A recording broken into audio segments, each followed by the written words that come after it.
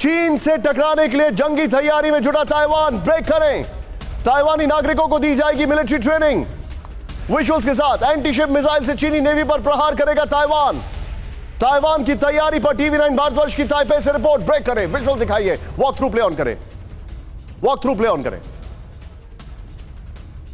Taiwan की क्या तैयारी है, यहाँ के लोग क्या सोचते हैं, यहाँ की सरकार आखिर किस तरीके से इस पूरे क्राइसिस को मैनेज कर रही है, ये सब जानने के लिए हम पहुँचे हैं ताइपे में ताइवान के सबसे बड़े टीवी चैनल TVBS के न्यूज़ रूम में।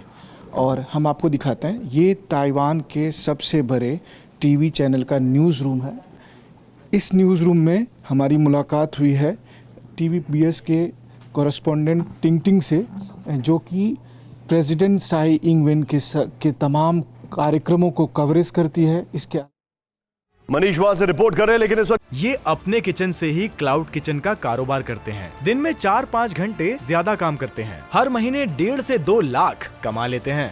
इनसे सीखना है तो फ्रीडम ऐप को अभी डाउनलोड कीजिए। एक और बड़ी खबर आ रही है, एक बार फिर ताइवान के दौरे पर पहुंचे अमेरिकी प्रतिनिधि। विजुअल्स के साथ दिखाइए, इंडियाना के गवर्नर एरिक हॉलकॉम पहुंचे ताइवान की यात्रा पर। विजुअल्स दिखाइए, एरिक हॉलकॉम ने ताइवान की राष्ट्रपति साई इंग-वेन से की मुलाकात। ये देखिए तस्वीरें आप। ताइवान चीन से सैन्य खतरों का सामना कर रहा है, साई इंग-वेन ने कहा। यह ब्रेकिंग न्यूज नहीं है जो उन्होंने कहा, दोनों सहयोगियों के साथ खड़े होना होगा, साई इंग-वेन ने कहा। यह देखें ध्यान से, अमेरिका के इंडियाना के गवर्नर वहां पर पहुंच गए हैं, देखिए आप जरा। इसके बाद एक और बड़ी खबर मैं दिखा रहा हूं, ताइवान पहुंचा जापान का प्रतिनिधि मंडल। विजुअल्स के साथ जापानी नेता कीजी फुराया के नेतृत्व में पहुंचा डेलीगेशन। जापानी प्रतिनिधि सभा के जनरल सेक्रेटरी मिनोरू किहारा भी पहुंचे ताइवान। जापानी डेलीगेशन की विजिट से बढ़ेगा चीन जापान तनाव।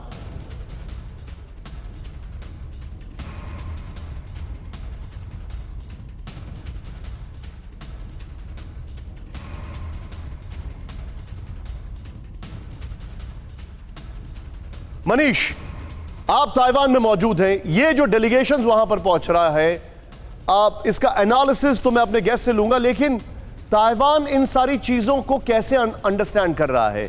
क्या उनको लगता है कि अगर युद्ध हुआ तो ये सारे मुल्क उनके साथ आएंगे? क्या उनको ऐसा लगता है, बावजूद इसके कि किसी ने भी ताइवान को इंडिपेंडेंट कंट्री रिकॉग्नाइज नहीं किया है? देखिए, सबसे अहम बात यह है कि कल जब सुबह में ताइवान की राष्ट्रपति की मुलाकात जापानी डेलीगेशन से होगी, आपको ध्यान होगा कि जब चीन लाइव वॉर एक्सरसाइज कर रहा था उस समय कई मिसाइल जापान के समुद्री क्षेत्र में गिरे थे। तो जापान की भी अपनी एक बड़ी चिंता है और उस मसले में कल ताइवान की राष्ट्रपति के साथ बातचीत होगी। प्लानिंग यह है कि जापान, ताइवान और अमेरिका, 3 देशों के सांसदों के डेलीगेशन का अगले महीने ताइवान में एक समिट हो। तो आप समझ सकते हैं कि उसके बाद चीन की कैसी प्रतिक्रिया होगी। दूसरी बात जो आप कह रहे हैं कि किस तरह से लोग ले रहे हैं, इंडियाना के गवर्नर आए, राष्ट्रपति साई इंग-वेन से उनकी मुलाकात हुई, जापान के डेलीगेशन की कल मुलाकात होनी है, एक के बाद एक तमाम डेलीगेशन आ रहे हैं। तो कह सकते हैं आप कि ताइवान की नेवी जहां समंदर में या ताइवान के एयरफोर्स जहां आसमान में व्यस्त हैं, वहीं ताइवान की सरकार इस बात को लेकर व्यस्त है कि लगातार ग्लोबल आउटरीच को कैसे मजबूत किया जाए, मतलब ये ताकि अगर विपत्ति आती है ज़ेलेंस्की ने युद्ध के बाद किया, ये युद्ध से पहले कर रहे हैं। Am I right? बिल्कुल सही कहा आपने। और बहुत सारी ऐसी बातें हैं जो यूक्रेन युद्ध से ताइवान सबक सीख रहा है, और उसी के तहत जो खबर आपने दर्शकों तक पहुंचाई थी और जिसको लेकर हमने ताइवान की सरकार के काफ़ी करीबी और ऊंचे लेवल के कॉन्टैक्ट से बात करने के बाद बताया दर्शकों को कि अब यूक्रेन की तर्ज पर ताइवान भी अपने लोगों को मिलिट्री ट्रेनिंग आप बस से कहीं ट्रैवल कर रहे हैं ताइवान में, और आई एम ईगरली अवेटिंग कि वो रिपोर्ट आपकी कितनी फैसिनेटिंग होगी जो आप बस से ट्रैवल करके लाने वाले। Stay put with me. एक बड़ी खबर, चाइना के रिएक्शन की आपने बात की थी। अमेरिकी गवर्नर की ताइवान यात्रा पर चीन आग बबूला हो गया। बड़ी खबर, ब्रेक करें। यात्रा को अमेरिकी नेताओं का टॉक्सिक ट्रेंड कहा। विजुअल्स के साथ चीन के सरकारी मीडिया ग्लोबल टाइम्स की प्रतिक्रिया। ताइवान को मोरे की तरह इस्तेमाल किया जा रहा है, ग्लोबल टाइम्स ने कहा। ताइवान मुद्दे को हल करने के लिए आगे बढ़ता रहेगा चीन, ग्लोबल टाइम्स ने कहा।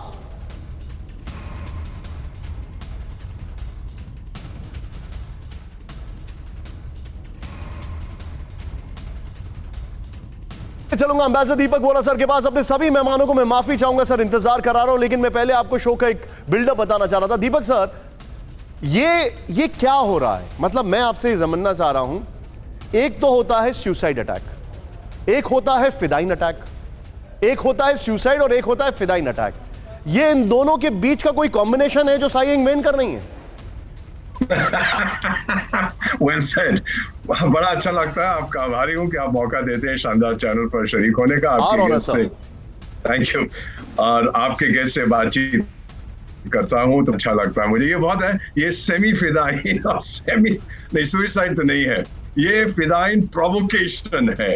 क्योंकि आपने देखा था इससे पहले वो 84 साल की जब एक बहुत कमजोर महिला पहुंच गई थी तो चीन बौखला गया था। अब एक गवर्नर साहब पहुंच गए, कई सेनेटर्स पहुंच गए, जापान से वहां लोग जा रहे हैं, चीन और घबरा रहा है क्योंकि अब कोई उसकी धमकियों से डरता नहीं है। सर, जब माँ बच्चे को कहती है ना चॉकलेट नहीं खा सकता तो बच्चे अपने खिलौने इधर उधर फेंकने लगता है, तो चीन एक मिसाइल इधर फेंक उधर एटसेट्रा। फाइनली आपको बता दूं सर, ये न्यूज आप ही कवर करेंगे, मैं जानता हूं आपके चैनल को। जब भारत से डेलीगेशन वहां जाएगा finally to sign the semiconductor agreement, जिसकी बातचीत चल रही है, $10 बिलियन भारत इन्वेस्ट करेगा। ताइवान सेमीकंडक्टर मैन्युफैक्चरिंग कंपनी कितना करेगी? जब वो हुआ तो मुझे तो लगता है कि पिंग पोंग सीधा आईसीयू में चला जाएगा। वो भारतीय फिदाइन अटैक से कहीं ज्यादा उसके लिए खतरनाक होगा कि अब तो सब साउथ कोरिया के लोग वहां जा चुके हैं, सब लोग जा रहे हैं Taiwan. Taiwan sir has come in from the court. Sir, एक आईसीयू होता है इंटेंसिव केयर यूनिट और पिंग पोंग का जो अभी का आईसीयू है वो है इनसेंसिटिव केयर यूनिट। ताइवान को डर, जैविक हमला कर सकता है चीन। ब्रेक करें विजुअल्स के साथ। यहां पर ताइवान में वायरस अटैक से बचने की तैयारी शुरू हो चुकी है। ताइवान में कोविड नियम सख्त किए गए हैं। जैविक हमलों से बचने का अभ्यास कर रही है ताइवान की सेना। यह बहुत ही सेंसेशनल न्यूज है। सीधा ये बिग वॉल पर हमारे सामने जैविक हमले का डर, ताइवान से बड़ी खबर। यहां पर ताइवान सरकार को चीन के बायोलॉजिकल हमले का डर सता रहा है। नंबर 1, चीन किस तरह का वायरस या बैक्टीरिया बम इस्तेमाल कर सकता है, यह चिंता है। हमले से बचने के लिए ताइवान में तैयारियां शुरू हो गई हैं। नेक्स्ट, पूरे ताइवान में सख्त कोविड नियम लागू किए गए हैं। ताइवानी सेना भी जैविक हमले से बचने का अभ्यास कर रही है। सीधे आइए, यहां पर जन चतुर्वेदी मेरे साथ है। सर, क्या ऐसी संभावना, क्या ऐसा आपको दिखाई देता है, क्योंकि ताइवान का track record managing Covid excellent था, लेकिन क्या चाइना कुछ ऐसा कर सकता है जो वहां पर बहुत बड़ा डर है? देखिए, चाइना कुछ भी कर सकता है, लेकिन लेट अस बी ऑनेस्ट कि चाइना इज अ सिग्नेटरी, ये बायो वॉरफेयर का एक सिग्नेटरी है जो कन्वेंशन है यूएन का। तो अपना वो जिसको कहते हैं कबर खोदने वाली बात होगी। तो मेरे ख्याल में लेकिन अगर कोविड से वो अपनी कबर नहीं खोद पाए तो इससे क्या करेंगे?